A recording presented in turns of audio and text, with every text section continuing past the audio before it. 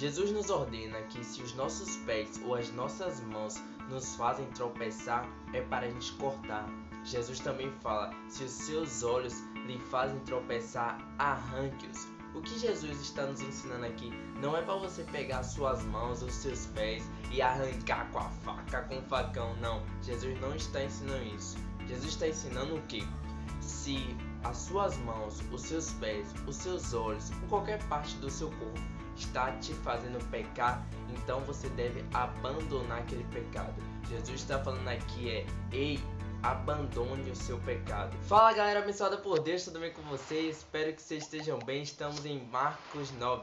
Mas antes de começar, se inscreva no canal, deixa o like e mande esse vídeo para que outras pessoas sejam abençoadas, tá bom? Valeu, vamos nessa! No começo do capítulo 9, a Bíblia fala que Jesus ele chamou 3 discípulos para ir em um lugar reservado. Olha o que a Bíblia fala. 6 dias depois, Jesus tomou consigo Pedro, Tiago e João e os levou a um alto monte, onde ficaram a sós. Ali ele foi transfigurado diante deles. Suas roupas se tornaram brancas, de um branco resplandecente como nenhum lavandeiro no mundo seria capaz de branqueá-las. E apareceram diante deles Elias e Moisés, os quais conversavam com Jesus. Olha que interessante, Jesus ele tinha 12 discípulos, mas para esse momento reservado, esse momento especial, que é algo, o que aconteceu aqui foi sobrenatural. Jesus ele só chamou 3 discípulos, Pedro, João e Tiago. Agora pare para pensar, por que Jesus tendo 12 discípulos, ele só chamou esses 3?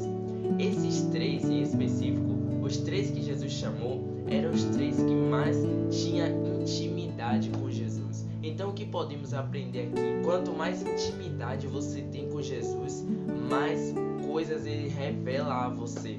Sabe esse momento que esses 3 discípulos passaram aqui foi algo sobrenatural. Jesus ele ficou da mesma forma de como ele era antes de se tornar um ser humano.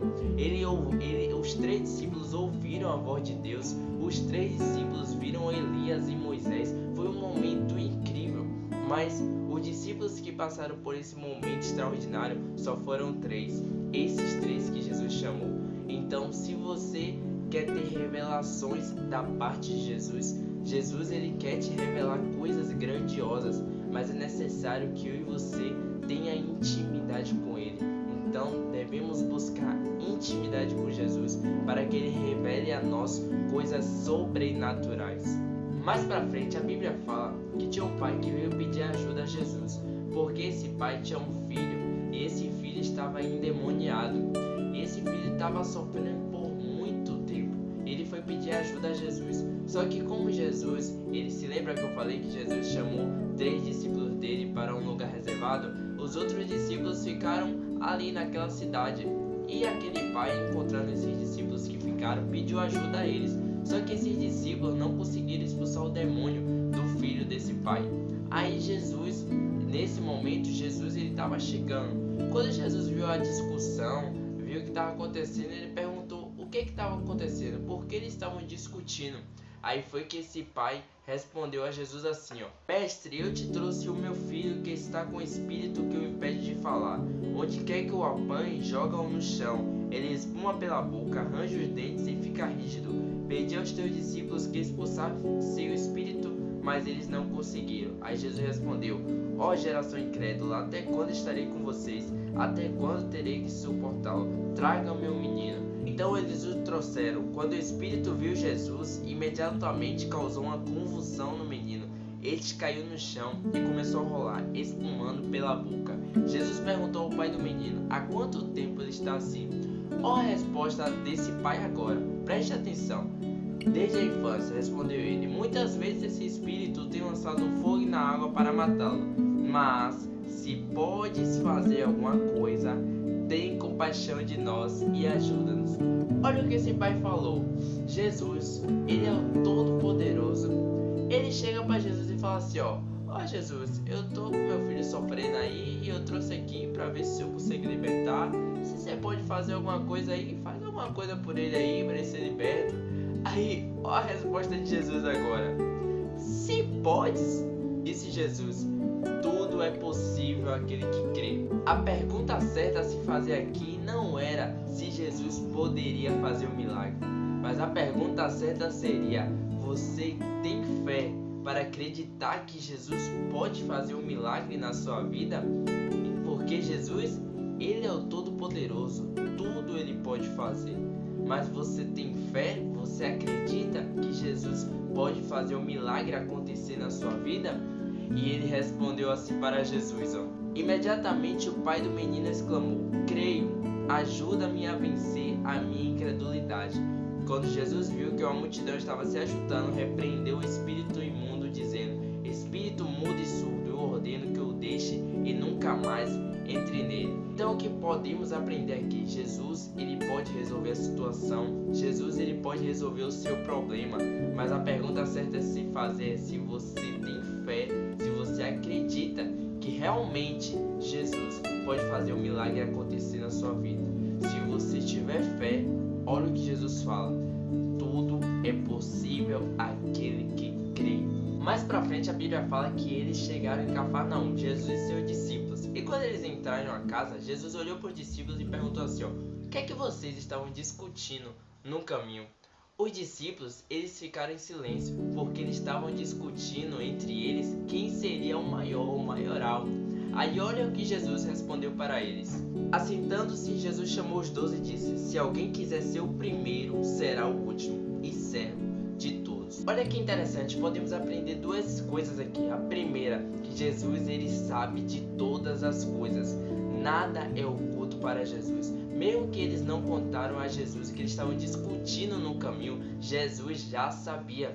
Tanto que Jesus falou: quem quiser ser o primeiro será o último e servo de todos. Outra coisa que podemos aprender aqui é: se você quiser ser o maioral, o maior, você precisa ser servo de todos. Porque qual é a mente do ser humano? Qual é a mente do homem? Que o maior é aquele que é servido e não aquele que serve. Mas na mente de Jesus, o pensamento de Jesus é diferente. O maioral, o maior no reino dos céus é aquele que serve e não aquele que é servido. E para finalizar, eu vou falar sobre aquele assunto que eu tinha falado no começo, sobre se sua mão, se o seu pé, se o seu olho te faz pecar, abandone esse pecado. Olha o que diz no versículo 42. Se alguém fizer tropeçar um destes pequeninos que creem em mim, seria melhor que fosse lançado no mar com uma grande pedra amarrada no pescoço.